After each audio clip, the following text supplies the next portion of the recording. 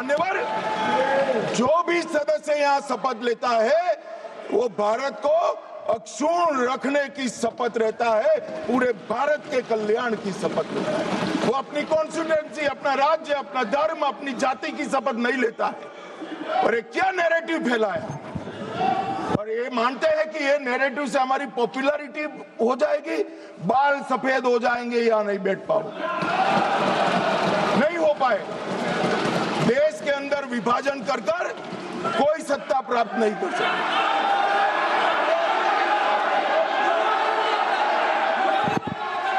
मान्यवर,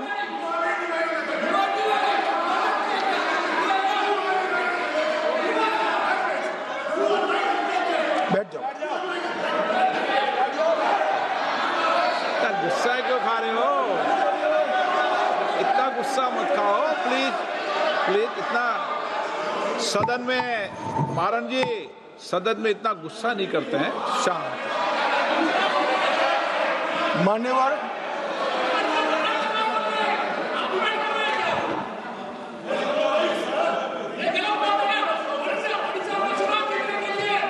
मान्यवर, मान्यवर, जोर से बोलने से बोलना है आपको? मैं बैठ जाता हूं, बोलो चलो। नहीं, उनको बोलने दीजिए ना प्लीज। नो नो,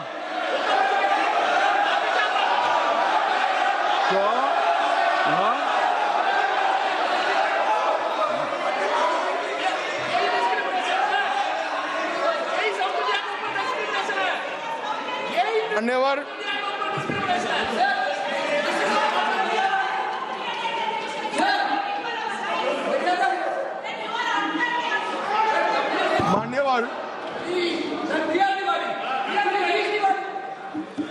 मान्यवर, मान्यवर,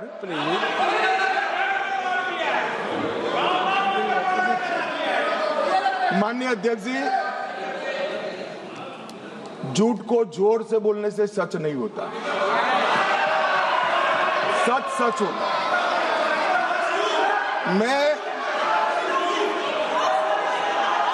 मैं बड़ी शांति से समझा रहा हूं कि ये परिसीमन आयोग और संवैधानिक सुधार के लिए ये नैरेटिव फैलाया जा रहा है। आज भी सभी लोग बोले हैं कि इससे दक्षिण के राज्यों का प्रतिनिधित्व की दृष्टि से नुकसान होगा। मैं ये बात कर रहा हूँ, वो हकीकत नहीं है। अब जब मैं हकीकत नहीं है कहता हूँ तो कल मैंने डिटेल बताया था, मगर फिर भी भाषण पढ़े जाते हैं फ्यूचर में। ये नैरेटिव तोड़ने के लिए जरूरी है कि मैं एक लाइन में समझाऊंगा। कर्नाटक, आंध्र प्रदेश, तेलंगाना, तमिलनाडु और केरला, 4-5 राज्यों का जो काल्पनिक एक दक्षिण उत्तर करा है, इसके 5 राज्य है, उसकी 543 सीटों में अभी स्ट्रेंथ है 129। अब 129 जो स्ट्रेंथ है 543 के प्रतिशत निकालते हैं तो 23.76% होती है। अब 50% वृद्धि कर जब ये 5 राज्यों की सीटों का हम आवंटन करते हैं तो 129 से बढ़कर 195 होती है। 129 के बढ़कर सीटें 195 होगी, जिसका 816 में प्रतिशत भार निकालते हैं तो 23.87 आएगा। तो पहले 23.76 था और अब थोड़ा सा बढ़कर 23.87 होगा।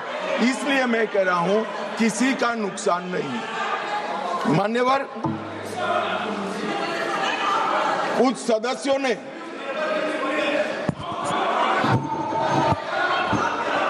मान्यवर, आप पारित कराने की सहमति दो, अभी पेश करा देंगे। हाँ, 1 घंटा रुक जाएंगे। चलो, माननीय गृह मंत्री बता दो इनको, 1 घंटा रुक जाएंगे। कहीं तैयार है? 50% का बिल 1 घंटा रुक जाएंगे। पेश तैयार हो तो कर दें इनको। 1 सेकंड बैठ जाओ। बैठो। ये राजा जी, एक मिनट मुझे सुनो। बता दो इनको। अगर इस बिल का विरोध करने का कारण 50% लिखित में चाहिए तो 1 घंटा सदन बंद कर दिए, मैं ऑफिशियल अमेंडमेंट लेकर आता हूं मान्यवर, मगर बिल पारित करने का वो वादा करते हैं। अब वेणुगोपाल जी बताए, क्या बिल पारित करेंगे? चलिए, सहमत हो? सदन में बात कर लेते, सहमत हो? अभी अमेंडमेंट लाएंगे, चलो सर शुरू करते आगे। Sir last minute, sir, last minute, yesterday onwards, when the bill introduced itself, entire opposition demanding we want this to be in the legislation. Number 2, the constitutional protection of the delimitation to the states, number of the seats in the state should be protected. We are asking the Home Minister whether are you ready to dealing the delimitation process along with the women reservation, number 1. Number 2, if you are ready to include the number of seats in each state by legislation by 50%, these 2 things, are you ready? Sir अब बैठ जाओ, हो गए भाई, तेरा नेता बोल दिया। मान्यवर वेणुगोपाल जी ने 2 शार्प क्वेश्चन पूछे। अरे बैठ जाओ गोगोई साहब, 5 तारीख को काउंटिंग है यार, बैठ जाओ अभी। अरे 4 तारीख को काउंटिंग है, बैठ जाओ। मान्यवर साहब, मैं इनका जवाब देता हूं, इनको बिठा दीजिए प्लीज।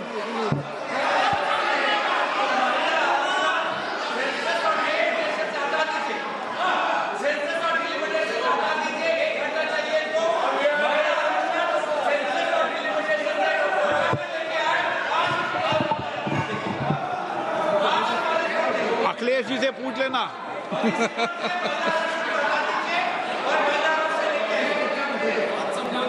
मान्यवर, मुझे लगता है कि आपके नसीब में यश लिखा है, एक बिल पारित हो जाएगा शायद। मान्यवर वेणुगोपाल जी ने 2 चीजें करी कि एक तो 50% आरक्षण और 50% सीटें बढ़ाई जाएगी, उसको बिल में शामिल करने के लिए ऑफिशियल अमेंडमेंट लाने के लिए तैयार हो। हाजी मैं तैयार हूं।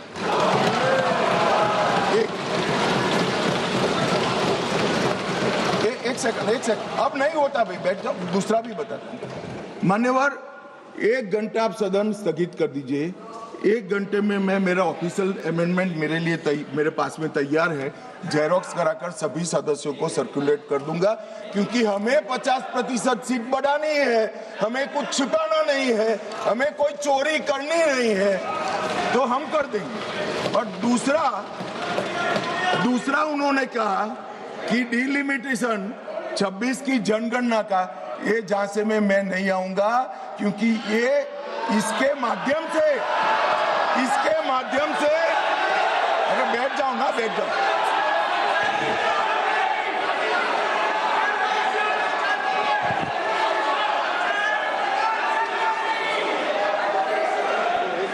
क्या कई बार है ना, सदन में भी फैसले हो जाते हैं, इसलिए सदन में फैसला कर लो।